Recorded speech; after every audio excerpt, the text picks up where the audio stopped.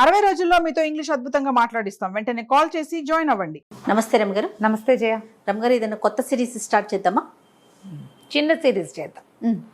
పెద్ద పెద్దవి చేసినా బోర్ కొడుతుందేమో అనుకుంటున్నాను జయ. నేను అట్లా ఏముండదు రమగారు. మీరు స్టోరీ అంటూ చెప్పారు అంటే అది పెద్దదైనా చిన్నదైనా సిరీస్ అయినా కథ అయినా సింగిల్ ఎపిసోడ్ అయినా బాగానే ఉంటుంది.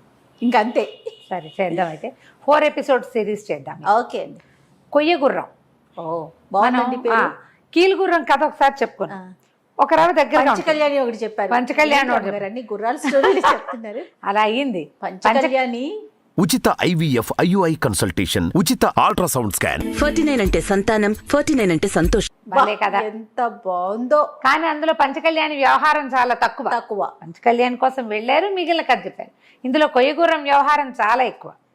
బాగుంది కథ, బాగుంటుంది. చందమామ కథే. పూర్వం ఒక ఊళ్ళోనట ఒక కమ్మరి ఒక వడ్రంగి ఇద్దరు ఉండేవాళ్ళు. కమ్మరి అంటే ఇనప పనులు చేసేవాళ్ళు. ఇనుప సామాన్లు చేస్తారు, కత్తులు కటార్లు గొడ్డళ్ళు అలాంటివి చేస్తారు కమ్మరి. వడ్రంగి అంటే కార్పెంటర్. సరే వీళ్ళిద్దరు ఫ్రెండ్స్, కానీ తరచుగా వాదించుకునేవారు. నేను గొప్ప పనివాడిని అంటే నేను గొప్ప పనివాడిని అని. చుట్టుపక్కల ఏదైనా మాటలు మొదలుపెట్టి కొట్టుకు తెచ్చేవాడు. జనాలంతా అన్నారు, మీరు కొట్టుకు చావటం ఏమిట్రా, రాజుగారి దగ్గరికి వెళ్ళి తీర్పడగండి, మీ ఇద్దరిలో ఎవరు నేర్పరో ఆయన చెప్తాడు. వీళ్ళు పోయారు రాజుగారి దగ్గరికి. ఇప్పుడు ఇద్దరు ఒకే రకపు పనివాళ్ళు అనుకో, ఇద్దరు వడ్రంగులు అయితే ఎవడిది వర్క్మెన్షిప్ బాగుందో చెప్తారు. వాడిదో రకం పని, వీడిదో రకం పని. సంగీత పాటగాడికిను నాట్యగత్తకి పోటీ ఎలా పెడతారు? అంతే కదా, ఎవరి గొప్పతనం వాళ్ళదే. అయితే వీళ్ళు మాత్రం వీళ్ళకట్లా లేదు, నేను నాదే నేర్పడతాను అని పోటాడుకుంటున్నారు. రాజుగారి దగ్గరికి వెళ్ళి చెప్పారు. కమ్మరి చెప్పాడు, అసలు మా ఊళ్ళో మా వీధిలో నాలాంటి లేడని మా వీధి వాళ్ళంతా వేణోళ్ళ పొగుడతారండి. నా పని మామూలు పని కాదు, నేను ఏదైనా చేశానంటే ఇంకా కనికట్టు చేసినట్టే. వడ్రంగా అన్నాడు, నే మాత్రం తక్కువేమిటండి, అసలు నేను ఒక బొమ్మ చెక్కితే అతుకెక్కడుందో కనపడదు. నేను చాలా ఇది, నాలాగా చేసేవాడు అసలు మన దేశంలోనే లేడు, నాదే నేర్పడతాను అంటే. రాజు అన్నాడు, మీరు నోటో మాట్లాడితే నాకేమర్థమవుతుంది నోటి మాటలు, చెరుకో వస్తువు చేసు పట్టురండి. పట్టుకొచ్చాక అప్పుడు చూసి ఎవడిది గొప్ప పంతనమో చెప్తాను. ఒక 20 రోజులు సమయం తీసుకున్నారు. మళ్ళీ వచ్చారు. సరే వాళ్ళని ప్రవేశపెడితే కమ్మరి ఒక చేపని తీసుకొచ్చాడు, లోహంతో చేసిన చేప. రాజుగారికి నవ్వొచ్చింది. ఏమిటో ఇది అన్నాడు. ఇది నీళ్ళల్లో వేస్తే తేలుతుందండి, చేప బొమ్మ. అది ఇనుంతోటే చేశాడు. దాన్ని అతి తేలికైన లోహంతో చేశాడు. దీని మీద కనీసం 100 బస్తాలు బరువు పెట్టినా సరే అది నీళ్ళల్లో తేలుతుంది కానీ మునగదు. బాగుంది కదా. అక్కడి నుంచి పరీక్ష చేసుకోండి కావాలంటే. రాజు నవ్వాడు. అట తెలుస్తాను, పరీక్షించుకోండి, నదిలో పడేయండి, దాని మీద బరువు పెట్టించండి అంటే సరే చూద్దాం అనుకున్నారు. ఈ నదిలో విసిరారు చేపని. అది బుడుంగమని మునిగి టకీమని తేలిపోయింది. మళ్ళీ దాని దగ్గరికి లాగారు. దాని మీద ఒక అడ్డంగా ఒక వెడల్పాటి చెక్క పెట్టి దాని మీద 100 బస్తాలు పేర్చారు. మళ్ళీ నీటిలోకి తోసారు. దాన్ని తోస్తే ఆయన 100 బస్తాలు నీళ్ళలో మునకుండా తేలుకుంటూ వెళ్ళిపోతున్నాయి ముందుకి. చేప ఎటు వెళ్తే అటు వెళ్ళిపోతున్నాయి అంతే. అది ఈదట్లా కానీ మునగదు, గాలి వాటికి ఎటో ఒకటి కొట్టుకుంటూ ఉంటుంది. ఆశ్చర్యపోయాడు. ఇనప వస్తువుని ఇట్లా నీటిలో మునకుండా ఎట్టా చేశాడు వీడు. సబ్మెరైన్లు చేస్తారు కదా, మునుగుతుంది. ఇప్పుడు పడవలు చేస్తారా, పడవల్లో కూడా ఒక టెక్నాలజీ కదా మునక్కండా ఉండటం. చాలా ఆశ్చర్యపోయాడు రాజు. శభాష్ అన్నారు, నీలాంటి వాడివి నువ్వే అన్నారు. అక్కడి నుంచి వడ్రంగి వచ్చాడు. అతను చేసి పట్టుకొచ్చిన బొమ్మ చూసి ఆశ్చర్యపోయారు అందరూ. డాక్టర్ గారు అన్నాడు, డాక్టర్ గారి పేరు వస్తుంది చూడు నాకు, మత ఎక్కడో ఉంది. రాజుగారు అన్నారు, ఇదేమిటి పిల్లలు ఆడుకునే బొమ్మ తెచ్చావు, ఇది పిల్లలు ఆడుకునే కొయ్య గుర్రం అన్నాడు. మామూలుగా పిల్లలు గుర్రం మీద కూర్చుని ఇట్లా ఊగుతారు, ఊగే గుర్రం ఉంటుందా, అలాంటి గుర్రం చక్కగా అలంకరించబడి ఉంది. చెక్క గుర్రం, అదే దాన్ని కొయ్య గుర్రం అంటారు. ఈ కథ పేరు కొయ్య గుర్రమే. అవును. రాజుగారు అన్నాడు, మా అబ్బాయి అయితే బ్రహ్మాండంగా ఆడుకుంటాడు దీని మీద అంటే. కాదు మహాప్రభు, ఇది గాల్లో ఎగురుతుంది చూడండి అన్నాడు. దానికి జీను అవన్నీ చక్కగా అందంగా అలంకారం చేశాడు. కుడివైపు మెడ పక్కన ఈ మొహం మీద నుంచి మెడ మీదకి ఇట్లా వస్తుంది కదా, అక్కడ వరుసగా మీటలు ఉన్నాయి. ఏదైనా తిప్పితే, ఒకటి మొదటి తిప్పితే గాల్లో ఎగురుతుంది. మీటలు తిప్పే కొందికి స్పీడ్ పెరుగుతుంది, ఎత్తు ఎక్కువ వెళ్తుంది. గాల్లో పైకి వెళ్తుంది, ఆకాశం వైపుకి స్పీడ్ పెరుగుతుంది. అనేసరికల్లా ఎవరు టెస్ట్ చేస్తారు, ఏమిటో ఇది ఎక్కడా వినలేదు, నువ్వు భలేవాడిపోయి అని రాజుగారు మాట్లాడుతుండగా, రాజుగారికి 5 6 కొడుకులు ఉన్నారు. అందులో ఆఖరి వాడు 19-20 ఏళ్లవాడు వచ్చాడు. గుర్రం చుట్టుకుని హర్రే భలే బాగుంది నాన్న అన్నాడు. అనేసరికల్లా ఎగురుతుంది బాబు అని చెప్పాడు వడ్రంగి. కుర్రాడు నేను ఎగిరి చూస్తా అంటాడు. నా తండ్రి అంటాడు అది ఎగురుతుందో లేదోరా, కాదు కూడదన్నా. ఈ కుర్రాడు సరదాకి చటుక్కుని ఎక్కి దాని మీద కూర్చున్నాడు. ఎక్కి కూర్చున్నాడు. వడ్రంగి అన్నాడు ఇదేమీ లేదండి, చంకలో పెట్టుకుని వెళ్ళిపోవచ్చు, ఎక్కడ కావాలంటే అక్కడికి, కాళ్ళు కీళ్ళు మడిచి కూడా చంకలో పెట్టుకెళ్ళిపోవచ్చు, ఇదిగో మీటలు ఉన్నాయి చూడండి, 1 మీటర్ తిప్పితే స్పీడ్ పెరిగిపోతుంది, వెళ్ళిపోతుందండి అన్నాడు. అనగానే కుర్రాడి దాని మీద కూర్చున్నాడా, తిప్పేశాడు మీటలు. 2-3 మీటలు తిప్పేసరికల్లా రైమని అది పైకి వెళ్ళిపోయింది. రాజుగారు చూస్తూనే ఉన్నాడు, కుర్రాడు ఎగిరిపోయాడు. జనాలంతా హాహాకారాలు చేశారు. ఏం పర్వాలేదండి, మీటలు వెనక్కి తిప్పడం తెలిసింది అబ్బాయి గారికి, వెనక్కి తిప్పితే తగ్గిపోతుందని చెప్తేనే వస్తాడులేండి అన్నాడు. అంతే కదా. ఈ కుర్రాడు పైకి ఎగురుతుంటే వాడు చక్క చద్దన్నం తినేసి సిద్ధంగా ఉన్నాడు. వాడికి ఆకలి రోకలి ఏం వేయలేదు, ఎగిరిపోతుంటే ఇక భయం వేయలేదు వాడికి. నువ్వు పడిపోతావని తండ్రి చెప్పినా ఈ వడ్రంగి ఏమన్నాడు, అసలు దీని నుంచి పడే ప్రసక్తే లేదు, సుఖంగా ఉంది సీటు, అది పక్కకి వరగదు, ఎలా వెళ్తుందో అటాగే వెళ్తుంది. అలాగే పైకి వెళ్తుంటే కిందకు చూస్తే ప్రపంచం చిన్నదైపోయి స్పీడ్కి ఆ గాలికి ఆ మబ్బుల్లో తేలుతుంటే కుర్రాళ్ళకి ఉత్సాహంగా ఉండదు. వీడు అత్యుత్సాహంతో అన్ని మీటలు తిప్పేసి ఎక్కడికో వెళ్ళిపోయాడు. అంతే. ఇక వాడు అటు ఇటు చూడలేదు. బాగా కొన్ని గంటలు గడిచిపోయాక ఆకలేయటం మొదలుపెట్టింది. సరే ఎగిరాం, ఎక్కడో చోట దింపుకుని ఆకలి తీర్చుకుంటే సరిపోతుంది. అక్కడి నుంచి 1 మీటర్ వెనక్కి తిప్పేశాడు. స్విచ్లు మీట అంటే వెనక్కి వేసేసాడు. స్విచ్లు టకా నొక్కేసరికల్లా అది మెల్లిగా స్లో అయ్యింది. తర్వాత దిగడం మొదలుపెట్టింది. చివరికి ఓ ఊళ్ళో దిగింది. సరే వీడేం చేశాడు, దాన్ని ఇట్లా కాళ్ళు కొంచెం దగ్గరగా మడవచ్చు, వాడు చెప్పాడు కదా మడిచి చంకలో పెట్టుకోవచ్చు అని. ఈ గుర్రం బొమ్మని చంకలో పెట్టుకుని ఆ ఊళ్ళో తిండికి ఏదైనా వెతకడానికి బయలుదేరాడు. వెళ్తే కాస్త ముందుకెళ్ళేసరికల్లా ఒక గుంపు సమూహం నుంచున్నారు. అందరూ ఇట్లా ఆకాశంలోకి చూస్తున్నారు.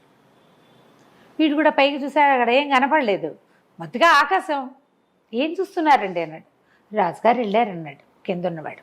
తెల్లపాడు రాజుగారు మబ్బుల్లోకి వెళ్ళటం ఏమిటి, మహా అయితే మనలాగా ఒక గుర్రం ఉండాలి ఆయనకి అనేసరికి ఒకళ్ళిద్దరు వీడేదో పిచ్చి మాటలు మాట్లాడుతున్నాడు, వాడేదో చెప్తున్నారనుకున్నాడు. 3-4 అడిగాడు. రాజుగారు ఇప్పుడే వెళ్ళారు, దిగొస్తారేమోనని చూస్తున్నారు. మబ్బుల్లో గిట్టపోతాడయ్యా రాజుగారు అని అడిగితే ఎవడో ఒకడు ఆ పక్కనే ఉన్న ఒక బన్నుల కొట్లోకి వెళ్తూ, నేను కూడా ఏ ఊరు అబ్బాయి ఏమిటి మంచి బట్టలు అవి బాగా వేసుకున్నవే, ఏవు మీ నాన్న ఏం చేస్తాడు ఇలా అడుగుతూ రా టీ తాగుదుగానే వీడిని వెంబడి పెట్టు తీసుకుపోయాడు. తీసుకెళ్ళి ఏం చెప్పాడంటే ఆ ఊరు రాజుగారికి మహాద్భుత సౌందర్యవతైన ఒక కూతురు పుట్టింది. పిల్ల ఎంత బాగుందో అనేవాళ్ళు అందరూ. అట్టా బాగుంది అంటే ఆయనకి నచ్చేది కాదు. మా పిల్లకి దిష్టి తగిలితే వీళ్ళంతా చూస్తున్నారనిపించేది. ఎవరైనా తన కూతురు కేసు చూస్తే నచ్చదు. కొన్ని టిపికల్ క్యారెక్టర్లు ఉంటాయి. అందుకని పిల్లని ఎవ్వరికంటా పడకుండా ఎక్కడైనా దాచాలనుకున్నాడు. అందుకని మబ్బుల్లో మేడగట్టించి మేడలో పెట్టాడన్నాడు. వీడన్న కుర్రాడికి ఆశ్చర్యం వేసింది, మన రాజుగారి అబ్బాయికి. మబ్బుల్లో మేడలు ఎట్ట కడతారండి అన్నాడు. అబ్బాయి మామూలు మేడ కాదు నాయన, అది మంత్రాల మేడ. సిద్ధుడు ఒక ఆయన రాజుగారి మనసును తెలుసుకుని ఆయనకి సహాయం చేశాడు. మబ్బుల్లో బ్రహ్మాండమైన మేడ కట్టారు. రాకుమారి అక్కడ ఉంటుంది, తండ్రి వెళ్ళి చూసుకొచ్చుకుంటూ ఉంటాడు. పిల్ల ఒక్కతే ఉంటుంది, దాని అవసరాలన్నీ తండ్రి అన్నీ మోసుకెళ్ళిపోతాడు. రోజు వెళ్ళొస్తాడు, పిల్లతోటి స్పెండ్ చేసి వస్తాడు. ఆ అమ్మాయి అక్కడి నుంచి కిందకు చూస్తూ ఉంటుంది. రాజుగారు వెళ్ళేటప్పుడు చూస్తారు, వచ్చేటప్పుడు చూస్తారు. సిద్ధుడు ఇచ్చిన అంజనం సహాయంతో ఈయన రోజు పైకి వెళ్ళి పైకెదకు వచ్చేస్తుంటాడు. అనేసరికల్లా వీడికి ముందు తిండాసక్తి పోయింది. మబ్బుల్లో మేడ, అందులో ఒక అందమైన పిల్ల, అదేమిటో చూడాలి. పైగా ఆయన ఏం రాసుకుని ఇప్పుడు తనంటే గుర్రం ఎక్కొచ్చాడు, ఈయన ఎట్లా వెళ్తాడు? వాళ్ళ రహస్యం వాళ్ళ దగ్గర ఉంటే మనకుంది కదా రహస్యం. సరే ఏం చేశాడు, అతను ఒంటి మీద ఉన్న ఒక వస్తువుల్లో ఒక బంగారపు వస్తువు అక్కడెక్కడో ఊళ్ళో అమ్మేసి డబ్బులు జేబులో పెట్టుకున్నాడు. ఓ పూటకోళ్ళమ్మ ఇంటి దగ్గర చేరాడు. ఏం చేశాడు, చక్క సాయంకాల సుష్టుగా భోజనం చేసి చీకటి పడి జనం అంతా మాట మణిగిన తర్వాత ఏం చేశాడు, చక్కగా గుర్రం ఎక్కి రయ్యమని పైకి వెళ్ళాడు. పైకి వెళ్ళి ఇక ఈ రాజ్యం చుట్టుపక్కల ఉన్న మబ్బులన్నీ మెల్లిగా చూడడం మొదలుపెట్టాడు. మబ్బుల్లో నిజంగానే సౌధం కనపడింది. దగ్గరికి వెళ్ళేసరికల్లా ఈ మనిషి వస్తున్న సద్దు చూసి రాజకుమారి ఏమనుకుంది, నాన్న చీకటి పడి వస్తున్నాడు అనుకుంది. తలుపు తీసి చూస్తే నాన్న లేడు. అక్కడ ఒక కొయ్య గుర్రం, దాని మీద టీవీగా నుంచున్న ఓ 19-20 ఏళ్ల కుర్రాడు. ఆ పిల్ల ఈ మధ్యకాలంలో మగపిల్లల్ని చూడలేదు, ఇన్నాళ్ళలో అయింది, కింద నుంచి వచ్చేసింది కదా. కొంచెం సిగ్గుపడింది, ఎవరు నువ్వు ఏమిటి అని కనుక్కుంది. లోపలికి రమ్మంది. గుర్రంతో సహా లోపలికి వెళ్ళాడు. ఆ పిల్లకు 16-17 ఏళ్ళు ఉంటాయి, వీడికో 19-20 ఏళ్ళున్నాయి. ఇద్దరు కబుర్లు చెప్పుకోవటం మొదలుపెట్టారు. దానికి తిండి తిప్పలు అన్నీ ఉన్నాయి కదా పైన, ఏదో ద్రాక్ష రసం పోసి ఇచ్చింది. అక్కడి నుంచి ఆ వీడికి మనసు ఇచ్చేసింది. ఆ రాత్రి అక్కడే ఉండిపోయాడు వాడు. తెల్లవారి రాజుగారు వచ్చే సమయానికి దిగెళ్ళిపోయాడు. ఆ గుర్రం ఎగురుతుంది. పనిమాల ప్రతి వాళ్ళు ఆకాశంలోకి ఏం చూస్తారు, ఏ చెట్ల వైపుకో వెళ్ళిపోతే కనపడ్డు, పెద్దగా చూడలేదు ఎవరు. రాజుగారు కొంచెం వెలుగుండాక వచ్చి 10 గంటలకో 9 గంటలకు వచ్చాడు. ఆయనకి ఇట్లా సౌధం లోపలికి వస్తుంటేనే ఏదో వాసన వచ్చింది, సెంటు వాసన. కుర్రాడు రాకుమారుడు కదా, వీడికి ఏదో చిన్న అత్తర్లవి రాసుకునే అలవాటు ఉంది. ఎవరో వచ్చారు. అక్కడి నుంచి నా మెల్లిగా ఇల్లు సామాన్లు అన్నీ చూస్తే సోఫాల మీద కూర్చున్న గుర్తులు, మంచం మీద 2 మనుషులు పడుకున్నట్టుగా గుర్తు కనపడింది. ఆయన అప్పుడప్పుడు ఒక పని మనిషిని తీసుకొచ్చి శుభ్రం చేయించేవాడు తనతో పాటు తీసుకొచ్చి. ఎవ్వరూ రాలా, నిన్నెవరు రాలా, మొన్నెవరు రాలా, ఇవాళ నేను వచ్చేసరికి ఎవరో ఒకడు మనిషి వచ్చిన ఇది ఉంది. ఎవరు వచ్చి వెళ్తున్నారో తెలియలేదు. ఆయన కూతురు మొహంలో వింత కాంతి కనపడేదానికి. దానికి మంచి నిన్న సాయంత్రం అంతా ఎవరితోటో సరదాగా స్పెండ్ చేస్తే పిల్లలు ఉత్సాహంగా ఉండరు మర్నాటి పొద్దుటికి. ఈ పిల్ల మొహంలో కనపడిన ఉత్సాహం చూస్తే ఆయనకి ఎవరో మగపిల్లవాడే వచ్చాడని అనుమానం వచ్చేసి ఏదో ముభావంగా మాట్లాడి కిందకు వచ్చేసాడు. వచ్చి తన సైన్యం వీళ్ళందరికీ చెప్పాడు, ఎవరో వచ్చి వెళ్తున్నారు, ఎవరికైనా మాయమంత్రం తెలిసిన వాడు ఎవడో అయ్యి ఉండాలి, ఎట్లా పట్టుకోవాలి. ఆ రోజు నుంచి ప్రయత్నం చేయటం మొదలుపెట్టారు. మనవాడు రోజు చీకటి పడి వెళ్తాడు, తెల్లవారేసరికి వచ్చేస్తాడు. ఆయనకి తెలుస్తోంది రోజు వస్తున్నాడు అని. ఏమీ చేయలేకపోయాడు. దీనికి ఏదైనా ఒక ప్లాన్ ఆలోచించమని మంత్రికి చెప్పాడు. తర్వాత ఏమైందండి? రాజుగారు మంత్రి చెప్పాడు, మన వాళ్ళు యోధులు 4 ఉన్నారు కదా, వీళ్ళు 4 కాపలా పెట్టి రండి అన్నాడు. ఎక్కడక్కడ పైన కోణం పైన ఆకాశంలో మబ్బుల్లో. సరే, బ్రహ్మాండమైన యోధులు 4 ఉంటే ఆ 4 తీసుకెళ్లి కాపలా పెడితే రాత్రి అబ్బాయి వెళ్ళాడు, వచ్చాడు, వాళ్ళు నిద్రపోయారు. వాళ్ళకి రాత్రి నిద్ర అలవాటు. 12 అయ్యాక వాళ్ళు పడుకున్నారు. అప్పుడెవరు వస్తారని 12 గంటలకు రాకుమారుడు వెళ్ళాడు. పిల్ల తెల్లవారేదాకా అతనితో స్పెండ్ చేసి నాన్న వచ్చేసరికి ఇంకా నిద్ర మంచం మీదే ఉంది. అబ్బాయి తెల్లవారంగానే వెళ్ళిపోయాడు. దాంతో ఈయన కొళ్ళు మండిపోయింది. ఏం చేయాలో తెలియలా.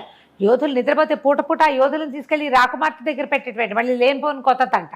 దాంతో మంత్రి అన్నాడు, ఓ పని చేద్దాము, మెత్తటి రంగు పొడి చేయిద్దాం, అది మొత్తం అంతా చల్లిరండి, ఆ రంగు ఎవడి బట్టలు కట్టుకుంటుందో చూద్దాం, ఊళ్ళో పరీక్ష చేద్దామన్నారు.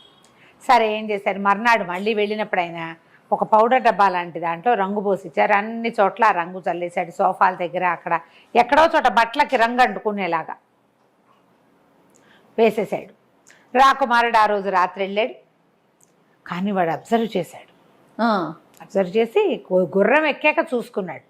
తెల్లవారుతూ ఉండగా దిగుతున్నాడు. దిగుతూ చేతులకి అక్కడ ఇక్కడంతా రంగంటింది, ఏదో గులాబీ రంగు, ముత్యాలు అవి కుట్టి ఉన్న చక్కటి అంగరఖ వాడిది. వాడేం చేశాడు, ఆ గుర్రం మీదే కూర్చుని దానికి చేతులు పుచ్చుకోవాల్సిన పని లేదుగా, దాని దారిని అది తిరుగుతుంది. వీడేమి దాన్ని చల్చాలని అనక్కర్లేదు, కళ్ళేలు పుచ్చుకోవాల్సిన భయం లేదు దానికి. కూర్చుంటే చాలు, చొక్కా చక్కగా విప్పేసేసి ఆ అంగరఖాన్ని కిందకి పడేసేసి చొక్కా లేకుండానే పెదరాసు పెద్దమ్మ ఇంటికి వెళ్ళి పడుకున్నాడు మాట్లాడకుండా. ఓకే. ఆ పూట ఏమైంది, పొద్దున్నే ఒక పెద్ద ముసలాయన ఒక ఆయన ఆ ఊళ్ళో కొంచెం అడుక్కుంటూ ఉంటాడు. ఆ ముసలాయనకి పైనుంచి పడుతున్న బట్టలు కనపడ్డాయి. ఒక్క రవ్వ చలికాలం ముదురుతోంది.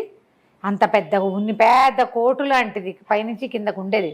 షేర్వాణీలు అవి వేసుకుంటారు కదా, అట్లాంటిది రాకుమారుడి చొక్కా వెచ్చగా ఉంటుంది. ఓకే. డబల్ది అది కోటు. అది తీసి తొడుక్కున్నాడు. ఎంత బాగుందో, ఎంత హాయిగా ఉందో. ఎవరో మహానుభావుడు ఆకాశం నుంచి పడేశాడని వేసేసుకున్నాడు. సరే, ఇక తెల్లవారిన దగ్గర నుంచి సైనికులు వెతకడం మొదలుపెట్టారు. ఈ రంగంటిన బట్టల వాడు ఎక్కడైనా ఉన్నాడా చూస్తున్నాడు. చూస్తుంటే ఒక దేవాలయం బయట అడుక్కుంటూ వీడు కనపడ్డాడు. కనపడంగానే వాళ్ళు ఆ రంగు ప్రత్యేకమైన కలరు బట్టలకు అంటింది. అది చేతుల దగ్గర కూర్చునే చోట అతుక్కోవాలి. కరెక్ట్గా 2 చోట్లలోనూ కనపడుతోంది. పట్టేసుకున్నారు. పట్టుకొని ఈడ్చుకుపోయారు. ఒక దళవాయి ఉన్నాడు, వాడు అవురవురా రాజకుమారి దగ్గరికి వెళ్తావరా బాడుకోవా అని ఏవో 4-5 తిట్లు తిట్టి అక్కడి నుంచి రాజుగారి దగ్గర తీసుకుపోయారు. వాడు చెప్తూనే ఉన్నాడు, పైనుంచి పడ్డాయండి, నేను వేసుకున్నానండి అంటే ఇక వినిపించుకోవాలి. రాజుగారు చీచి వాడి మొహాన్ని నేను చూడండి ఊరేసేయండి అన్నాడు. ఓరి, నా కూతురు దగ్గరికి రోజు వెళ్ళొచ్చా వాడి మొహం నేను ఎందుకు చూడాలి? అసలు అవునో కాదో నిర్ధారించుకోవాలి కదా. ఆ బట్టలు ఇంకోడెవరు ఎలా వెళ్తాడు? ఆ మబ్బుల్లో వేసిన రంగు, మబ్బుల్లో ఉన్న సౌధంలో వేసిన రంగు భూమి మీద తిరిగే మామూలు వాడికి ఎలా వస్తుందో చెప్పు. ఓకే, అట్లా ఆలోచించారు. అక్కడి నుంచి ఊరేసేస్తారని చెప్పుకుంటున్నారు ఊరంతా. ఊరేయటానికి సాయంకాలమో ఎప్పుడో వెళ్ళాలి. అయితే ఏమైంది, ఊరంతా రాజకుమారి దగ్గరికి ఎవరో కుర్రాడు వస్తున్నాడని, రాజుగారు చాలా ఉగ్రంగా ఉన్నాడని చెప్పేసుకుంటున్నారు. ఆ ఎవరైతే రాకుమార్తె దగ్గరికి తిరుగుతున్నాడో కుర్రాడు, ఒక మగవాడు, వాడు పట్టుపడ్డాడని తెలిసిపోయింది బయటికి. జనం అంతా చేరారు. చేరించిన అయ్యో వీడెవడు ఉష్టడుక్కుని ముసలాడు, గుడి బయట అక్కడ కనిపిస్తాడు, దుకాణాల దగ్గర కనిపిస్తాడు, ఏదైనా చిన్న పన్నా పని చేసి 10 పావలా తీసుకునేవాడు, వీడు మబ్బుల్లోకి వెళ్ళటం ఏమిటి? వాడు చెప్తున్నాడు పాపం ముసలాతను చెప్తున్నాడు అతను ఓ పక్కన, నేను ఒట్టి బిచ్చగాడిని, బట్టలు పైనుంచి పడ్డాయి, వెచ్చగా ఉన్నాయని వేసుకున్నాను అని. వీళ్ళకి వినిపించుకునే గుణం లేదు. నోరు మూయండి, నోరు మూసుకుంటారు, ఇంకేం చేస్తారు? పైగా వాళ్ళు 4 10 మంది ఈ గుర్రాలు డెక్కల శబ్దంలో ఈ ముసలాడు పాపం ఏదో మాటలు చెప్పినా వినపడదు, చావదు. ఊరన్నారు. తీరా ఏమైంది, ఊళ్ళో అందరూ గుంపులు గుంపులుగా వెళ్తుంటే మనవాడు కూడా ఏమిటి ఏమిటి అని కనుక్కున్నాడు. కనుక్కుంటే రాజకుమార్తె దగ్గరికి మబ్బుల్లో సౌధానికి ఒకడు వెళ్తాట, వాడు దొరికేట, వాడికి ఊరిట అనగా నువ్వు తెల్లబోయాడు, అదే మనం ఇక్కడే ఉన్నావు, వీడెవడికో ఊరేశారని అతను ఏం చేశాడు, ఆ చంకలో ఈ కొయ్యగుర్రాన్ని పెట్టుకుని అక్కడికి వెళ్ళాడు. ఆ వచ్చే స్థానం ఎక్కడుందో అక్కడికి వెళ్ళేసరికల్లా ఆ ముసలి అతను ఏడుస్తూ నుంచునున్నాడు అక్కడ. బట్టలు ఒంటి మీద తన చొక్కా ఉండేసరికి వీడికి అర్థమైంది, ఓహో మనం చొక్కా పడేస్తే ఇతను వేసుకుని ఉంటాడు అని చెప్పేసి ఏమన్నాడు, ఆగండి ఆగండి, అతను మెళ్ళో తాడేసే టైంకి ఆగండి ఆగండి, ఆ ముసలతను కాదు అక్కడికి వెళ్ళింది, రాజకుమార్తె దగ్గరికి వెళ్ళేది నేను అని కేకలు పెట్టాడు. ఒప్పుకున్నాడు గట్టిగా. పాపం వృధాగా ఒక ముసలతను చనిపోతున్నాడు కదా, పెద్దవాడు, తండ్రి వయసు వాడు. కేకలు పెట్టేసరికల్లా ఆగారు. ఒక దళవాయి పరిగెత్తుకుంటూ రాజుగారి దగ్గరికి వెళ్ళి, వాడు ఎవడో కుర్రాడండి, వాడేమో తను వెళ్ళానంటున్నాడంటే పట్టుకొని రావాడిని అన్నాడు. మరి ఈ ఆజ్ఞలు రావాలా? ఈ ఆజ్ఞలు వచ్చే లోపల మనవాడు గుర్రాన్ని సరిగ్గా చేసుకుని మీటలు చెప్పేసి గుర్రం ఎక్కి ఎగిరిపోయాడు. చూస్తుండగానే గుర్రం ఎగిరిపోయింది. చూశారు అందరూ. చూసేసి అవరవరా వీడు ఎగిరిపోయాడు, మా ఊళ్ళో సౌధాన్లోకి మీరు వెళ్ళండి, పదండి పదండి అన్నారు. ఇవేమీ పక్క పక్కన ఉండవు కదా, ఈ వజ్రస్థానాలు అక్కడెక్కడ ఉంటాయి, రాజుగారి ఇల్లు ఇంకెక్కడ ఉంటుంది, ఈ గుంపంతా పోవాలి, రాజుగారు బయటికి రావాలి, బోల్డ్ ప్రోటోకాలు. ఈ వ్యవహారం అంతా ముగిసేసరికి మనవాడు సౌధానికి వెళ్ళిపోయాడు పైకి. అది ఎగిరిపోతుంది క్షణాల్లో. అదే కదా, ఎగిరి పరిగెత్తుకుంటూ పైకి వెళ్ళిపోయి ఆ అమ్మాయికి ఏమన్నాడంటే, రాకుమారి మీ వాళ్ళకి తెలిసిపోయింది, నేనని చెప్పేసి వచ్చా, ఇక్కడ ఉండటం సేఫ్ కాదు, మీ నాన్నకి నిన్ను ఎవరైనా చూడడం కూడా ఇష్టం ఉండదు, అందుకే ఇక్కడ పెట్టాడు, మనుషుల్ని చూడనివ్వకుండా, నాతో పెళ్ళికి వెళ్ళి ఏం చేయడు, వచ్చేయి మన ఇద్దరం పెళ్లి చేసుకుందాం మా ఇంటికి వెళ్ళి అంటే. ఆ అమ్మాయి వెళ్ళిపోతా వచ్చేస్తానండి. అమ్మాయి ఎలా వెళ్ళిపోయిందండి అని అడక్కు నువ్వు, ప్రేమల్లో ఇలాగే వెళ్ళిపోతారు, తర్వాత ఆలోచిస్తారు జయ. ఈ ముందు ఆలోచించకుండా తర్వాత ఆలోచించే కథలు పూర్వకాలం నుంచి ఉన్నాయి. కాదనేందుకు ఇంకేం లేదు, అంతే. శాశ్వతంగా కలిసి ఉండాల్సింది వీడితో. నాన్న గంగలో దూకనే మనకెందుకు, ఎక్కేసింది గుర్రం. ఇద్దరు కలిసి గుర్రం ఎక్కి రైమని వచ్చేసారు. వాళ్ళు ఊరికి వచ్చేసారు, వెళ్ళిపోయారు, బయలుదేరారు. బయలుదేరిన తర్వాత ఏమైంది, కొంత దూరం వెళ్ళాక రాకుమార్తె గుర్తొచ్చింది, అయ్యయ్యో నేను మర్చిపోయాను, తల్లి లేదు.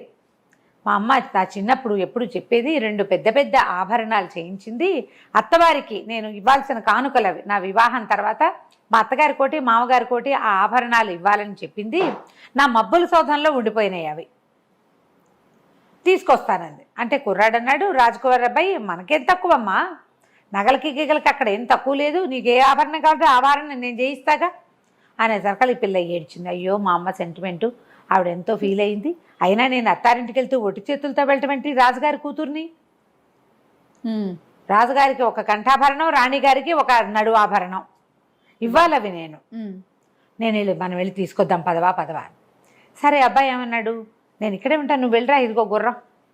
ఓరే, తను వెళ్ళకూడదు, వెళ్ళకుండా ఏమన్నాడు, నాకు ఎలాగో ఆకలిస్తుంది, ఇక్కడ ఏమైనా పళ్ళు కాయలు ఉన్నాయేమో చూస్తాయి. ఎంత 5 నిమిషాల్లో వెళ్ళి 5 నిమిషాల్లో వచ్చేస్తావు. ఓకే. ఈ లోపల నీళ్లు పళ్ళు అవి వెతుకుతాయి ఇక్కడ.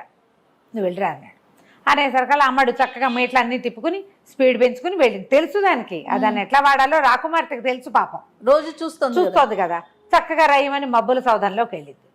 కింద ఏం జరిగింది, కుర్రాడు మబ్బుల సౌధంలోకి వెళ్ళాడు. మీరు వెళ్ళండి అని చెప్పారు కదా రాజుగారికి. ఈయన కూడా వెళ్ళాడు. ఈయన వెళ్ళేసరికల్లా ఈయన వెళ్ళి ఇల్లంతా వెతికి పిల్ల లేదని మాయమైపోయిందని ఆయన అర్థం చేసుకునేసరికి తలుపు తీసుకుని లోపలికి వచ్చింది గుర్రంతో సహా. రాగానే కూతుర్ని పట్టేసుకున్నాడు ఆయన. ఎవరెవరా నువ్వు ఇట్లాంటి పని చేస్తావా, పద ఇంటికి వెళ్ళిపోదామని ఆ అమ్మాయి చేతులు పుచ్చుకుని ఈడ్చుకుని తీసుకుపోయాడు కిందకి. గుర్రం అక్కడే ఉండిపోయింది. అయ్యో. ఇంకా మబ్బుల్లో సౌధం ఎందుకు, ఈ సౌధాన్ని దించేయండి అంటే ఆ సిద్ధుడు ఇచ్చిన అంజనం ఏదో విద్యేసి సౌధాన్ని కిందకి దించేశారు. గుర్రము ఆ సౌధంతో పాటే వీళ్ళ దగ్గరే ఉండిపోయింది. అమ్మాయిని కిందకి లాక్కొచ్చేసరికి ఇన్ని రోజుల నుంచి ఆయనకి ఆ పిల్ల 12వ ఏట నుంచి పెళ్లి సంబంధాలు వస్తున్నాయి. 17వ ఏడు వచ్చింది. ఎప్పుడు పెళ్లి గురించి ఆలోచించాలి. అయితే ఈయనకి కొద్దిగా దూరంలో ఉన్న ఒక సామ్రాజ్యానికి రాజకుమారుడు ఈ పిల్ల సౌందర్యవతి అని విని తమ ఊరు నుంచి ఒక రాయసగాడిని పంపించి దీన్ని మన ఉద్యానవనంలో అక్కడ తిరిగేటప్పుడు చూసి బొమ్మ గీయించుకున్నాడు. ఒక్కొక్కరికి ఒక్కో తెలివితే అదే ఆ బొమ్మతో ప్రేమలో పడి ఆ పిల్లని పెళ్లి చేసుకుంటానని వీళ్ళకి కబురు చేశాడు. రాజుగారు ఒప్పుకోలే. ఆయనకి తన కూతుర్ని ఎవరైనా చూసారంటే ఓర్చుకోలేడు ఆయన. పిల్లని ఇవ్వనన్నాడు. కానీ ఇప్పుడు ఏమనిపించింది, ఇప్పుడు పెళ్లి చేసేయాలి. లేకపోతే వాడు ఎవడో మళ్ళీ వచ్చాడంటే అప్పుడేం చేస్తాం, కొంప మునిగిపోతుంది.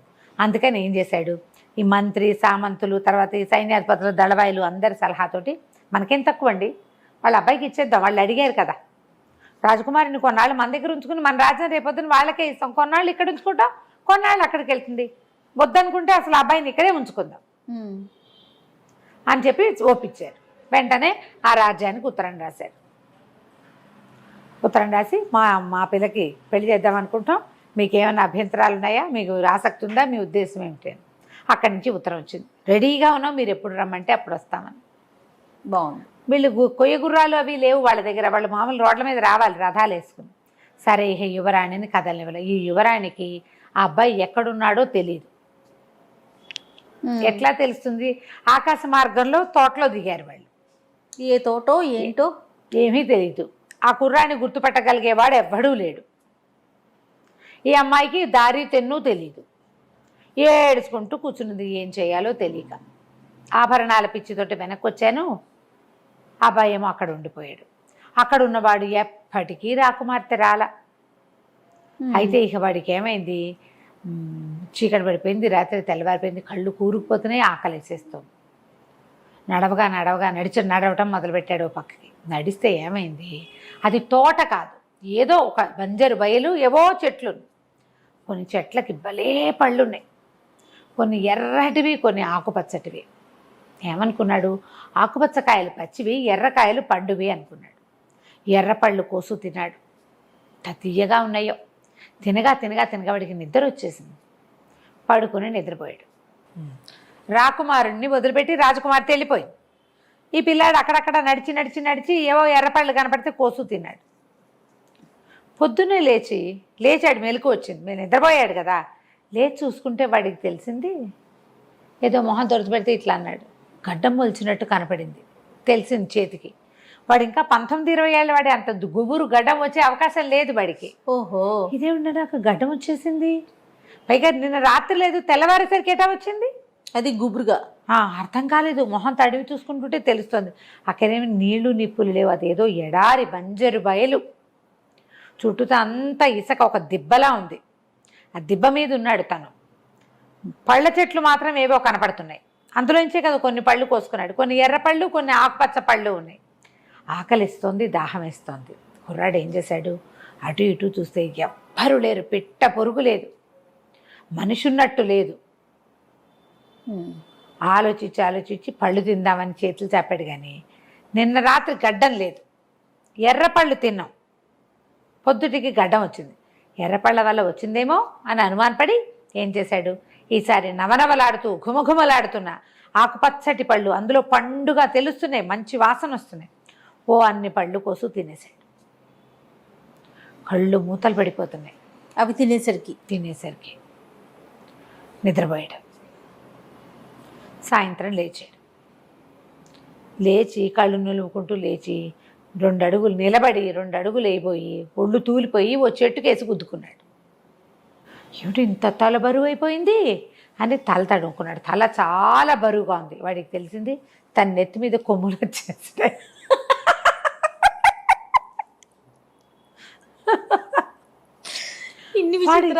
వీడి తలపోయాడు ఇదేమిటి అని పొంగి చూసుకుంటుంటే వాడికి తెలిసింది తనకు గడ్డం పొద్దున గడ్డం ఉందా, ఇప్పుడు అది 3 అడి పొడుగుంది, తెల్లగా ఉంది. అయ్యయ్యో. తడుగు చూసుకున్నాడు, మొహం నిండా గడ్డం, అదేమో ఇట్లా ముందుకు వచ్చేసింది, తెల్లటిది. తల తడుగుకుంటే 2 వైపులా 2 కొమ్ములు. తను ఎలా ఉన్నానో ఊహించడానికి వాడికి భయం వేసింది. అక్కడ నీళ్లు కూడా లేవు మొహం చూసుకోవడానికి. తెలుస్తోంది లేచి నిలబడితే తలకాయ బరువుగా, కొత్తగా ఏదైనా కిరీటం చిన్న వస్తువు పెట్టుకున్నా బరువు వస్తుంది. 2 కొమ్ములు మొలిస్తే ఎటా ఉంటుంది? ఇక ఏడుపు వచ్చేసింది. వలవలా ఏడిచాడు. ఈ ఎర్రపళ్ళు ఈ పచ్చపళ్ళతోటి వచ్చిందో ఏమిటో, కొత్తగా ఈ వేషం ఏమిటి, నేను ఇప్పుడు రాజకుమార్తెని వెతికితే మాత్రం అది నన్ను ఎట్ట గుర్తుపడుతుంది? అసలు ముందు సమస్య అది గుర్రానికి గుర్రం పోయింది, రాజకుమార్తెకి రాజకుమార్తె పోయింది, నేను ఇక్కడికి ఎందుకు వచ్చాను? ఇంటి దగ్గర ఉన్నా పోయేది కదా. ఈ గడ్డం ఎట్టా పోయాను, ఈ కొమ్ములు ఎట్టా పోయాను, నేను ఇంటికి ఎట్టా పోతాను? పిచ్చ బెంగొచ్చేసింది. పిచ్చెరికినట్టు ఏడ్చాడు, అరిచి కేకలు పెట్టాడు. ఏడవగా కొంతసేపటికి నిద్రానికి నిద్ర వస్తుంది. పడుకుని నిద్రపోయాడు. నిద్రపోతే కల వచ్చింది వాడికి. ఎవరో ఒక ముసలి తాత కనపడ్డాడు. వీడికి తను ఏడుస్తూ నడుస్తున్నట్టు వాడి కల. ఆ నడుస్తూ ఉంటే వాడికి ఒక తాత కనిపించేట కల్లో. ఎందుకు నాయనా ఏడుస్తున్నావు అంటే తన కథ అంతా చెప్పుకున్నాడు. రాజుగారి ఆఖరబ్బాయిని ఎంతో ముద్దు ముచ్చట మురిపం కొయ్యగూరం ఎక్కాను, అదేమో ఇక్కడికి తెచ్చింది, అక్కడి నుంచి రాకుమార్తెను చూసా, దాన్ని పెళ్లి చేసేసుకున్నాను, దాని వెనకాల పడి తిరిగాను, ఆ అమ్మాయి ఏమో అక్కడికి వెళ్ళింది, నేనేమో ఇక్కడికి వచ్చాను.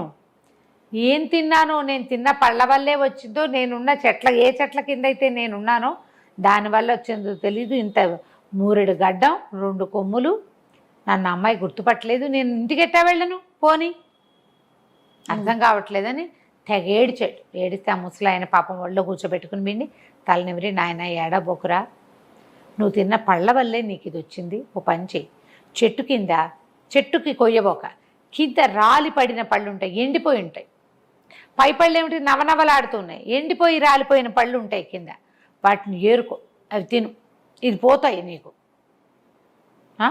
అప్పుడు వెళ్ళిపో. ఇది భూతాల దిబ్బ, ఆ భూతాలు రోజుల తరబడి నిద్రపోతాయి, అవేవి మెలకుగా లేవు కాబట్టి నీ కథ నడుస్తుంది, నువ్వు అరిచి కేకలు పెట్టినా కూడా. అవి కానీ నిద్ర లేచేయో నువ్వు ఇబ్బంది పడతావు, నేను వెళ్ళనివ్వవు, ఇక అవి లేచే సమయం అయిపోతుంది, లేచి ఈ ఎండుపళ్ళు ఏరుకు తిని వెళ్ళిపో, గడ్డమాలు కొమ్ములు రాలిపోతాయని చెప్పాడు. పిల్లాడు మెలకు వచ్చింది, చూసుకున్నాడు రాజకుమారుడు. చూస్తే చంద్రుడు కనపడుతున్నాడు, ఇంకా వెన్నెలగా ఉంది, తెల్లవారుజాము. ఆ కను వెలుగులో నేలంతా తడమగా వాడికి చిన్నగా ఎండిపోయి ఇట్లా ఇలకర్చుకుపోయిన పళ్ళు కనపడ్డాయి. కొన్నివి కూడా ఉన్నాయి. ఏమీ మనిషి సంచారం లేని చోట వెన్నెల్లో కాస్త రంగులు కూడా తెలుస్తూ ఉంటాయి, సాచివేతగా కనపడతాయి. వీడేం చేశాడు, సరే చకచక అవి ఏరుకుని తిన్నాడు. ఓ అన్ని పళ్ళు ఎండువి, మీకు పళ్ళు ఉన్నట్టుగా ఎండు పెట్టంటే కొరుక్కు తినాలి చచ్చినట్టు. తినగా మెల్లిగా వాడికి కొమ్ముల తలకాయ బరువు కొంచెం తగ్గినట్టు అట్లా అనిపించడం మొదలెట్టి. మొహం తడిమి చూసుకుంటే 3 లేదు, అది కొంచెం ఉంది. ఓహో తగ్గిపోతుంది అనుకున్నాడు. తెల్లారేసరికల్లా మొహము తల తడివి చూసుకుంటే నున్నగా తన చెంపలు, చిన్న గరుగడ్డం, వాడి చిన్న లేతగడ్డ, చిన్నపిల్లాడు కదా, 20 ఏళ్ళ వాడే కదా, నెత్తి మీద కొమ్ములు లేవు, జుట్టు గిట్టు అంతా మామూలుగానే ఉంది, అమ్మాయి అనుకున్నాడు. ఏం చేశాడు, చుట్టుపక్కల చూస్తే అక్కడక్కడ చిన్న మడుగుల్లాగా ఉన్నాయి, నీరేమి ఎక్కువ లేదు, నలకంత నీరే ఉండి కొద్దిపాటి నీరుండి అక్కడ తుంగ మొలిచి కనపడుతోంది. తర్వాత గడ్డి లాంటిది. వాడు ఏం చేశాడంటే అవంతా లాక్కొచ్చి దాంతో అంత బుట్ట లాంటిది అల్లుకున్నాడు. అల్లుకొని ఏం చేశాడు, ఈ పళ్ళు ఎండాక వాటి లక్షణం వేరే కదా, అందుకని ఆకుపచ్చ పళ్ళు ఎర్రటి పళ్ళు సగానికి కోసేసుకున్నాడు బుట్టలోకి. అక్కడంతా కిందంతా ఏరుకొని అవి ఆకలి తీరుస్తాయి, ఆ పళ్ళు నిద్ర హాయిగా పడుతుంది. పళ్ళు కనుక తింటే సేమే. అక్కడి నుంచి ఏం చేశాడు, ఎండు పళ్ళు పైదాకా ఏరు పెట్టుకుని అవన్నీ పుచ్చుకొని నడవడం మొదలుపెట్టాడు. ఇక ఆకలి వేసినప్పుడు 2 పళ్ళు తింటాం, నిద్ర వచ్చినప్పుడు ఆ ఇసుకలో పడుకోవడం, అదంతా ఎడారి బంజరు బయలు. ఇక నడవగా 7 రాత్రులు 7 పగళ్ళు నడిస్తే చిట్ట చివరికి వాడు ఒక రహదారికి చేరాడు. ఓ రోడ్డు దొరికింది. ఆ రోడ్లో నడవటం మొదలు పెట్టేసరికల్లా ఒక ఆయన గాడిద మీద ఎక్కి వెళ్తున్న ఒక ప్రయాణికుడు కనిపించాడు. ఆయన్ని అడిగాడు, బాబు ఇదే ఊరు, ఎక్కడ ఏ దారి ఏంటంటే, ఇటు నుంచి తూర్పుకి వెళ్తే ఒక నగరం, ఆ నగరం పేరు వీడి నా సొంత నగరం, నాన్న కోయగుర్రం మొదటి కథ ఎక్కడ మొదలైందో అక్కడ, అటు వెళ్తుంది. పడమటికి వెళ్తే రాజకుమార్తె, ఏ రాజకుమార్తెను తను ప్రేమించాడో అక్కడికి వెళ్తుంది. ఆలోచించి ఏమనుకున్నాడు, ఇప్పుడు ఇంటికి వెళ్ళాలన్నా నేను ఏ 15 రాత్రులు 16 పగళ్ళు నడవాల్సిందే, అదేదో ఇటు నడిచి చూద్దాం, కనీసం రాకుమార్తె కాకపోతే కొయ్యగుర్రమైనా దొరుకుతుంది. రెండింటిని పోగొట్టుకుని ఇల్లు చేరటం ఏమిటి, నేను రాజకుమార్తె లేకపోతే పోనీ ఒకవేళ దొరికితే అది కూడా సాధిద్దాం, గుర్రాన్ని వదిలిపెట్టకూడదు అని అనిపించి అక్కడి నుంచి ఈ పళ్ళు నోటో వేసుకుంటూ అప్పుడో ముక్క ఇటు నడవడం మొదలుపెట్టాడు. ఈ ఊరు వైపు నడవగా వీడికి దూరం నుంచి పెద్ద సైనిక పటాలం ఏదో వస్తున్నట్టు కనబడింది. తన దగ్గర బొట్ట ఉంది కదా, ఇట్లా భుజానికి తగిలించుకున్నాడు, దానికి చిన్న దీని లాంటిది హ్యాండిల్ లాంటిది అల్లుకున్నాడు. అయితే ఏమైంది, ఈ పటాలం వాళ్ళ రయ్యమని ఇతన్ని దాటి ముందుకెళ్ళిపోయారు. సైనిక పటాలం వెళ్తోంది, ఏవో బళ్ళు రథాలు కూడా ఉన్నాయి. అక్కడి నుంచి కొంచెం ఆగినాయి. ఆ రథాల్లో నుంచి ఒకడు దిగి, ఏ అబ్బి ఏమమ్ముతున్నావు, ఏం పళ్ళు అమ్ముతున్నావు అని కేకేశాడు. నేను అమ్మటం ఏంటి, నాకు దగ్గర ఏం లేవు అన్నాడు. అదేంటి ఆ బుట్టలో పళ్ళు కాదు అని అడిగాడు. అవే ఇవి అమ్మడానికి కాదన్నాడు. అమ్మడానికి కాదు, నేను తినడానికి తెచ్చుకున్నాను, అమ్మేందుకు కాదు, నేను అమ్మేవాడిని కానన్నాడు. 2 అడుగులు వేసేసరికల్లా ఏ బండిలోంచి వీడు దిగొచ్చాడో ఈ మనిషి, ఆ బండిలోంచి ఒక అతను ఎంతో కొంత ఇచ్చి తీసుకోండిరా ఏదైనా తినాలనిపిస్తుంది అన్న కేక. అక్కడి నుంచి ఒక 4 బంగారు కాసులు చేత్తో పుచ్చుకుని ఒక మనిషి దిగారు.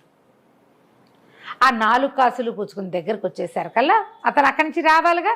ఈ కుర్రాడితోటి మొదట వచ్చిన వాడు ఎవరు, ఏమిటి, ఏ ఊరు అని కనుక్కుని, మా రాజకుమారుడు ఈ దేశపు రాజకుమార్తెని వివాహం చేసుకోవడానికి వస్తున్నాడు, వాళ్ళ నాన్నగారు ఉత్తరం రాశారు, ఎప్పటి నుంచో ప్రేమిస్తున్నాడు, వివాహం చేసుకోవడానికి మేము తరలివెళ్తున్నాం, ఆహార పదార్థాల్లో పొరపాటున పళ్ళ బుట్టలు మర్చిపోయాం, అబ్బాయికి అన్నం తిన్నాక పళ్ళు తింటాం అలవాటు, బుట్టలు ఎవరైనా కనపడితే ఈత పళ్ళు ఖర్జూర పళ్ళు కనపడతాయి ఎడారుల్లో, అందుకని పళ్ళ బుట్ట కోసం చూస్తున్నాం, రాకుమారుడు కదా పళ్ళు లేవని తిట్టిపోస్తున్నాడు అనేసరికి వీడికి అనిపించింది, అమ్మా నేను ప్రేమించిన అమ్మాయిని పెళ్లి చేసుకోవడానికి వస్తున్నాడు, వీడి సంగతి చూడాలని ఏం చేశాడు, 4 ఎర్ర పళ్ళు 4 ఆకుపచ్చ పళ్ళు ఇచ్చేసాడు. పచ్చివి నిగనిగలాడేవి పళ్ళు, ఎండ్లు కాదు, ఎండువు కాదనమాట. ఆ 4 కాయలు తీసుకున్నాడు. డబ్బులు వద్దని అనకుండా అవి దట్టిలో పెట్టుకున్నాడు. డబ్బులు వాడికి ప్రయాణానికి అవసరపడతాయి, డబ్బులు లేవు కదా అబ్బాయి దగ్గర. తన దారిని తను నడవటం మొదలుపెట్టాడు. అక్కడి నుంచి ఈ పటాలం వాళ్ళు రాజకుమారుడు, అప్పప్ప ఏం పళ్ళు రా భలేగా ఉన్నాయని. ఇప్పుడు రాజకుమారుడి కోసం 4 అవి 4 ఇవి కొంటే మిగిలిన వాళ్ళు ఎందుకు నోట్లో వేసుకుంటారు, నోరు గట్టిగా మూసుకుని అబ్బాయికి ఇస్తారు కదా. మన బొట్టు వాళ్ళు అనుకో పంచుకుని తింటాం, రాకుమారుడి దగ్గర పంచుకునే అవకాశం వీళ్ళకి ఏముంది. తినేశాడు. తినేసి పండ్లో పడుకుని నిద్రపోయాడు. మనవాడు మెల్లిగా నడుస్తున్నాడు, వాళ్ళ బళ్ళు వెళ్ళిపోయింది. సరే రాకుమారుడు నిద్ర లేచాడు. నిద్ర లేచిన తర్వాత పెద్ద కేకలు పెట్టాడు. కేకలు పెట్టేసరికల్లా ఏమిటి, ఎందుకో పిలుస్తున్నాడు, ఏదో అయిపోయిందని చెప్పి బళ్ళాపి జనాలు పరిగెత్తారు. తలుపు తీశారు. ఆ బండికి ఇట్లా లోపల ఇట్లా గూడు బండి, ఆ బయట నుంచి తలుపు తీసేసరికల్లా ఆ బండిలో ఏదో ఒక వింత మృగం కూర్చుంది. 2 కొమ్ములు, బారెడు గడ్డం. మన రాకుమారుడేమో 19-20 ఏళ్ళ వాడు ఒక 25-30 ఏళ్ళ వాడు. వాడికి అసలు గడ్డమే లేదు కాబట్టి మనవాడికి కొంచెం స్లోగా పెరిగింది. వాడు ఆల్రెడీ మీసగడ్డాలు మొలిచిన వాడు, పెద్దవాడు కదా. వాడికి కొంచెం నవనవలాడే గడ్డం ఉంది, అది కాస్త మిలమిలలాడే గడ్డంకి ఇంత బారెడు పెరిగిపోయింది. 2 కొమ్ములు. అరిచి కేకలు పెడుతున్నాడు. జనం నిర్ఘాంతపోయారు, ఏమిటి ఏమైపోయింది అని. ఒరే నేనేరా మీ మొహాలు మండ, ఈ నెత్తి బరువేమిట్రా, నా నెత్తి మీద ఏదో అయిపోయింది, అద్దం పట్టరండి అన్నాడు. అద్దం పట్టుకొస్తే ఇంకేముంది, కేవని కేకేసి స్పృహ తప్పిపడిపోయాడు. ఇంకేముంది, ఏం చేయాలో తెలియలే, ఏం జరిగి ఇది అయ్యిందో అని ఆలోచించి, రాకుమారుడు మన ఫుడ్ కాకుండా తిన్నది ఏమిటి అని జనరల్గా ఆలోచిస్తాంగా. ఇది సరే ఆగారు. అక్కడ ఆగితే దూరంగా పళ్ళ కుర్రాడు నడిచొస్తూ కనపడ్డాడు. మన హీరో రాకుమారుడు. వీడు పరిగెత్తుకుంటూ పోయి బండి పట్టుకున్నారు. ఏరా అబ్బాయి ఏం పళ్ళు ఇచ్చావు మా రాకుమారుడికి, ఇటు అయిపోయాడంటే, ఏం పళ్ళు ఏమిటండి, నేను రోజు తింటున్నవే, వారం నుంచి నడుస్తున్నాడు నగరానికి వెళ్ళటానికి, నేను తెచ్చుకున్న పళ్ళే కాదుటండి ఇచ్చాను అన్నాడు. వాడికి తెలుసు ఇప్పుడు ఏం జరుగుతుందో, తనకు జరిగింది కదా. ఏమైందండి అన్నాడు. ఏమైందేంటి, మా రాజకుమారుడికి 3 తెల్లగడ్డం పెరిగింది, 2 కొమ్ములు వచ్చినాయి, అరిచేతి చంపేస్తున్నాడు, పెళ్ళి ఓ పక్కన, ఏం చెయ్యాలిరా అన్నాడు. అనేసరికల్లా ఈ అబ్బాయి అన్నాడు, అలా ఎలా అవుతుందండి, నేను రోజు తింటున్నాను, మీ రాజకుమారుడు కానీ తినేసి నిద్రపోయాడా అన్నాడు. అనగానే మధ్యాహ్న భోజనం చేశాడు, పళ్ళు ఫలహారం పుచ్చుకున్నాడు, పడుకున్నాడు. లబలబలాడిపోతూ అప్పుడు రాజకుమారుడు చెప్పాడు, అయ్యో పడుకోకూడదండి, ఈ రోడ్ల మీద ఈ ఊళ్ళల్లో అసలు తిన్నాక పడుకోకూడదు, పడుకుంటే ఇలాగే అయిపోతుంది, దానికి ఏదో ప్రతిక్రియ చేయాలి, ఏం చేయాలో నాకు తెలీదు, నాకు ఎవరో చెప్పారు, నేను మీకు చెప్తున్నా. అక్కడి నుంచి వీళ్ళు ఏమనుకున్నారు, వెనక్కి వెళ్ళిపోవాలి, పడుకోవటం వల్లే, పళ్ళు తిని పడుకోవటం వల్లే ఇటు అయింది, వీడు ఇలా తెగ తిట్టుకున్నాడు, వీడు పని తిన్నట్టు తిన్నాడు, దుర్మార్గుడు పీడించేస్తున్నాడు ప్రయాణం అంతా, తెగ తిని ఇప్పుడు తెచ్చుకున్నాడు మీదకి, ఇప్పుడు ఏం చేయాలి, అక్కడికి వెళ్తే రాకుమార్తె వీడిని పెళ్లి చేసుకుంటుంది కొమ్ములతో, కొమ్ములు 3 తెల్లగడ్డంతో, వాళ్ళకి ఎట్లా చూపిస్తాం, మనం ఒక ఫోటో పంపించాం, మా వాడి వీడియో అని హీరో కాస్త పోయి ఇట అయ్యాడు, ఏం చేయాలి ఆలోచిస్తే వెనక్కి వెళ్ళిపోదామన్నారు. పెళ్ళొద్దు వెళ్ళిపోదామంటే ఆయన అట్లా బోమని పొట్టాడాడు రాజకుమారుడు, వాళ్ళ రాకుమారుడు. 10 ఏళ్ళ నుంచి ప్రేమిస్తున్నాను నేను, ఆ అమ్మాయినే పెళ్లి చేసుకోవాలనుకున్నా, పెళ్లి మానుకోవటానికి కుదరదు, నేను ఎలా ఉన్నా సరే ఆ అమ్మాయి నాకు కావాల్సిందే, ఏదైనా ప్రతిక్రియ కుదిరితే ఇది తగ్గిపోతుంది, మనం రాకుమార్తెను ఎందుకు మిస్ అవ్వాలంటే ఈ దళపతులు వాళ్ళు ఉంటారు కదా, వాళ్ళు ఏమన్నారు, దానిదేముంది, మనం ఓ పని చేద్దాం, మనం వచ్చిన గుంపులో ఎవరో ఒక అందగాడిని రాకుమారుడని చూపిద్దాం, ఏముంది పెళ్ళి ఓం పెళ్ళి చేసేసి పిల్లని మనం తీసుకెళ్ళిపోతే ఊరేలాక రాకుమారుడికి అప్పచెప్పేద్దాం, మనమందరం రాకుమారుడికి నమ్మిన బంట్లం కదా అనుకున్నారు. సరే అక్కడి నుంచి ఏం చేశారు, మనలో అందగాడెవడు అని వెతకడం మొదలుపెట్టారు. వెతకడం మొదలు పెడితే అందరూ ముదురు మొహాలు, పెద్దవాళ్ళు, కండలు తీరి ఉన్నవాళ్ళు, నైసుగా నాజుగ్గా నేవళంగా ఉన్నవాడు ఒక్కడు లేడు. తీరా చూస్తే వాళ్ళకి ఏమనిపించింది, ఈ పళ్ళ బుట్ట పుచ్చుకున్నవాడు భలే అందంగా ఉన్నాడు, చిన్నపిల్లాడు పైగా. అరే నువ్వు మాతో రారా, ఎంచక్కా పెళ్లి చేస్తాం, నీకు డబ్బులు ఇస్తాం, నీ దారి నువ్వో, కావాలంటే 4 గుర్రాలు ఇస్తాం అని చెప్పి డబ్బులు మూటలు అవి ఇస్తా ఉన్నారు. మనవాడికి అదే కావాలి. సరే వాడిని ఏం చేశారు, రాజకుమారుడి బండిలోకి వాడిని ఎక్కించి ఓ ముసుగేసి వాళ్ళ సొంత రాజకుమారిని ఓ గుర్రం ఎక్కించారు. ఎవరైనా ఈ విచిత్ర వేషంతో చూస్తే జనాలు అడుగుతారు కదా, వాడికి ఒక ముసుగు తగిలిచ్చారు కనపడకుండా. అక్కడి నుంచి ఈ జనాలు వేసుకుని పోయి ఆ రాకుమార్తె తాలూకు ఊరు వెళ్ళిపోయారు. అక్కడ బ్రహ్మాండంగా జోరుగా పెళ్లి ఏర్పాట్లు అయిపోతున్నాయి. రాజకుమార్తె కంటికి మింటికి ఏకధారగా ఏడుస్తుంది, కానీ ఏం చేస్తారు, ఎవరు ఏం చేయలేరు. వాళ్ళకి వీళ్ళకి చెప్పింది వాడిని ఎక్కడో దింపానని, ఆ దింపింది ఎక్కడో తెలియదు. ఈ రాజు ఏం చేశాడు, ఎదురొచ్చి పెళ్లి కుమారుడిని చూశాడు. ఎంత బాగున్నాడు కుర్రాడు, ఇంత చక్కటి వాడికి ఇచ్చి పిల్లకి పెళ్లి చేస్తున్నందుకు సంతోషంగా ఉంది ఆయనకి. వాళ్ళు బోల్డని బళ్ళు గిళ్ళు బోల్డంత బంగారము ఆ పిల్లకి ఇవ్వడానికి కట్నం అన్నీ తెచ్చారు. వాళ్ళకి డబ్బులు ఉన్నాయి, పిల్లాడు బాగున్నాడు. కానీ ఈయనకి చాలా భయంగా ఉంది. కూతుర్ని గురించి తెలిసిన అప్రతిష్ట ఊరంతా తెలిసిపోయింది. రోజుల తరబడి ఎవరో కుర్రవాడు ఒకడు, అంతకుముందు ముసలాడు అనుకున్నారు, వాడేమో లాస్ట్ మినిట్లో కుర్రాడు చకచకమని ఉన్నవాడు ఒకడు, రోజు అమ్మాయితో స్పెండ్ చేశాడనే సంగతి ఊరంతా తెలుసు. ఇప్పుడు పొరపాటున వీళ్ళలో ఎవరికైనా తెలిసిపోతే ఆయనకి భయంగా ఉంది. పిల్లేమో ఓ పక్కన తెగేడుస్తుంది, అదేమో నవ్వుతుళ్ళు లేదు. అబ్బాయి రాడు, అబ్బాయి దొరకడని దాని ఏడుపు. ఇప్పుడు అప్రతిష్ట తెలిసిపోతే మనకి పరువు పోదు, ఏం చేయాలో తెలియటాలి. అయితే మంత్రి గారు ఏమన్నాడంటే, అంత కంగారు ఎందుకండి, వాళ్ళు ఉన్న 5 days ఉంటారు, మొత్తం పెళ్లి ఏర్పాట్లు 5 రోజులు, విందుల్లో ముంచి తేల్చేద్దాం వాళ్ళని, బ్యాచ్లుగా విందులు చేయించేద్దాం. మొత్తం బిజీగానే ఉంటారు వాళ్ళు, ఖాళీగా ఉండి చుట్టుపక్కల ఊరంతా తిరిగి వీళ్ళు ఏం చేస్తారు, ఒక ఊరు వచ్చామనుకో, మనం పెళ్ళిళ్ళలో స్పెండ్ చేసినా మనం మధ్యాహ్నం కలిసి అక్కడెక్కడికైనా వెళ్ళి ఆ ఊరు ఈ ఊరు చూసి వస్తాం. ఊర్లో మంచి ప్లేసులు అవును అందరూ చేస్తారు. వీళ్ళకి పొద్దున మధ్యాహ్నం సాయంత్రం రాత్రి పార్టీలు ఉంటే ఎక్కడికి వెళ్తారు, తాగేసి పడుకుంటారు సగం మంది. వాళ్ళలో పెద్దగా ఆడాళ్ళు లేరు, అందరూ మగవాళ్లే ఉన్నారు. ఆడవాళ్ళు ఉంటే ఆసమా ఓసమా కబుర్లు వస్తాయి, మగవాళ్లే వచ్చారు కదా, వాళ్ళ పద్ధతో ఏమో అది. కాబట్టి ఏమనుకున్నారు, వీళ్ళకంతా విందు వినోదాల్లో తేలుద్దామని విపరీతంగా విందులు చేశారు. ఈ వచ్చిన వాళ్ళంతా వాళ్ళ సొంత రాజకుమారుణ్ణేమో ఒక గదిలో దాచిపెట్టారు, అతన్ని ఎవ్వరు చూడలేదు. మరేం చేస్తారు, వాడి కొమ్ములు గడ్డంత కష్టం కదా. ఈ కుర్రాన్నే రాజకుమారుడిగా చెలామణి చేస్తూ మొత్తానికి కథ నడిపిస్తున్నారు. 3 రోజులు అయ్యాక 4వ రోజు రాత్రి పెద్ద విందు చేశారు. రాత్రి విందు అయిందంటే తెల్లవారి దాకా 12 గంటల దాకా విందు. వీళ్ళు పడి నిద్రపోయి పొద్దున ఎండెక్కాక లేస్తారు, స్నానశాలకి వెళ్ళి వాటికెళ్ళి వీటికెళ్ళి అనేసరికి మళ్ళీ సాయంత్రం విందు వచ్చేస్తుంది. 3 రోజులు అట్లా అయింది. 4వ రోజు విందులో రాకుమార్తెను కూడా తెమ్మంటారు అనేసరికల్లా సరే కుర్రాన్ని అమ్మాయిని పక్కన కూర్చోబెట్టారు. వీడికి ముందే ఇన్స్ట్రక్షన్స్ ఉన్నాయి, అమ్మాయి వంక చూడకూడదు, అమ్మాయితో మాట్లాడకూడదు, అవన్నీ ఉన్నాయి. కాకపోతే మొహానికి ఇట్లా పరదా వేస్తారు, పువ్వుల పరదా. ఆవిడకో మేలు ముసుగేశారు, పక్కన కూర్చోబెట్టారు. వీళ్ళు ఏమనుకుంటే వాడు పళ్ళ కుర్రాడు, వాడు ఏం చేస్తాడు అని ఈ పెళ్లి వాళ్ళ ఉద్దేశం. అయితే అమ్మాయి ఏడుస్తుంది, పరదా చాటున మేలు ముసుగు చాటున ఏడుస్తుంది, ఉండి అంటోంది అనమాట. ఏడుపు తెలుస్తుంది. ఈ అబ్బాయి ఏం చేశాడు, ఇదిగో నేను వచ్చాను చూడని సరికల్లా ఆశ్చర్యపోయింది, ఏంటి ఇది తెలిసిన గొంతు వినపడుతోందని. అతను పరదా తీసి తన పువ్వుల పరదా తీసి చూపించాడు మొహం.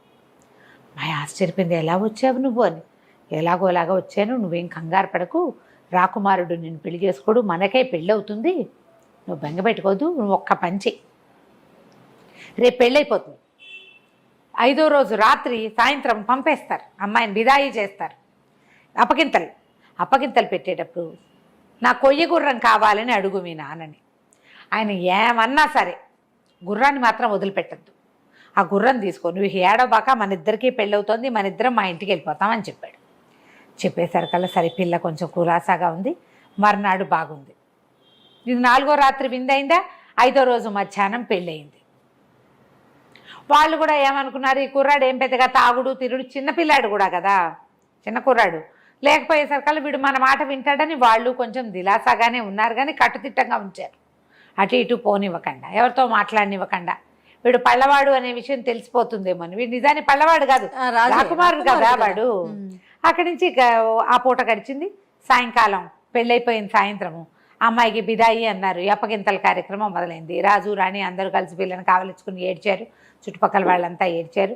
అమ్మాయి ఏదైనా కోరుకోమ్మా అన్నాడు.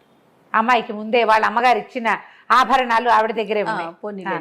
ఇంకా ఎవరో రాణులు వాళ్ళు ఉంటారుగా జనానాలో, వాళ్ళంతా కావలించుకుని ఏడిస్తే ఓ కోరిక కోరుకోమన్నారు. ఓ కోరిక కోరుకోమంటే ఓ నగో నాణ్యమో ఉరికి శాస్త్రాన్ని కోరుకుంటారు.